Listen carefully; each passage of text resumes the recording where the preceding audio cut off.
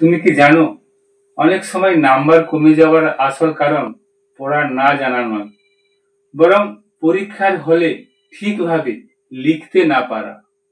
আজ আমি বলবো প্রশ্নপত্র পাওয়ার পর কিভাবে লিখলে নাম্বার বাড়বে এবং তুমি শান্তভাবে পুরো পরীক্ষা শেষ করতে পারবে। প্রথমেই মাথা ঠান্ডা রাখো। প্রশ্নপত্র হাতে পেয়ে নার্ভাস হয়ে যেও না। একবার পুরো প্রশ্নপত্রটা চোখ বুলিয়ে দেখো। যে প্রশ্নগুলি সহজ মনে হচ্ছে সেগুলি আগে চিহ্নিত করো। কঠিন প্রশ্ন নিয়ে চিন্তা না করে সহজগুলো দিয়ে শুরু করো, কারণ শুরুটা আত্মবিশ্বাসে হলে পুরো পরীক্ষাটাই সহজ হয়ে যায়। রোল নম্বর এগুলো পরিষ্কারভাবে লিখে নাও। প্রশ্নের নম্বর দেখে ঠিক করো।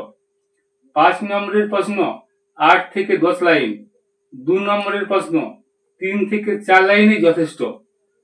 অপ্রয়োজনীয় লাইন লিখে সময় নষ্ট করো না।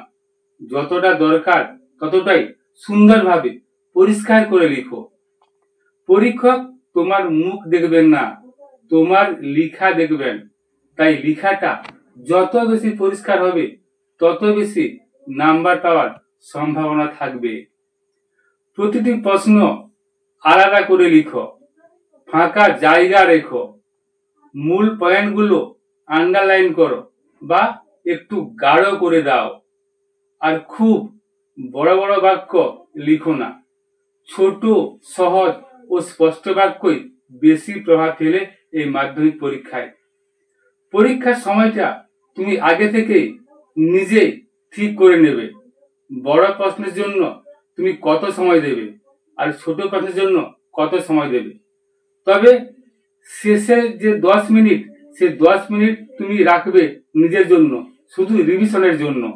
কারণ শেষের এই 10 মিনিট খুবই অমূল্য। এই সময় তুমি বানান, প্রশ্নের দাগ নম্বর ঠিক করে নিতে পারবে। কঠিন প্রশ্ন দেখে অনেকেই ভয় পায়, কিন্তু মনে রেখো তুমি যা জানো সেটি আগে লিখবে। জটিল প্রশ্ন দেখে ভেবে সময় নষ্ট করো না। যে প্রশ্নটা আটকে যাচ্ছ সেটা চিহ্ন দিয়ে রেখে দাও।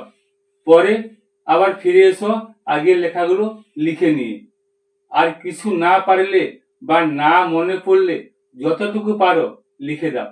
কারণ কিছু না লিখলে নাম্বার বাড়ে না, কিন্তু চেষ্টা করলে 1-2 নাম্বার নিশ্চিত পেতে পারো। শেষে একবার পুরো খাতা পড়ে দেখো, সব প্রশ্নের নম্বর ঠিক আছে নাকি, বানান বা লেখায় কোনো ভুল আছে কিনা, কোনো প্রশ্ন বাদ গেছে কিনা সেটা ভালোভাবে চেক করো। এই ছোট্ট ছোট্ট চেকেই তোমাকে অনেক নাম্বার এনে দিতে পারে। মাধ্যমিক শুধু একটা পরীক্ষা নয়, এটা তোমার পরিশ্রম, অধ্যাবসায়, আত্মবিশ্বাসের ফসল। তাই ভয় না পেয়ে শান্ত থাকো, আত্মবিশ্বাসে লিখো, তাহলে তোমার উত্তরপত্র থেকে আলো বেরোবেই। ভিডিওটি ভালো লাগলে একটা লাইক দিও আর চ্যানেলটা সাবস্ক্রাইব করে দিতে ভুলো না, যাতে পরের এই উপকারী ভিডিওগুলো তোমার সামনে আগে চলে আসে।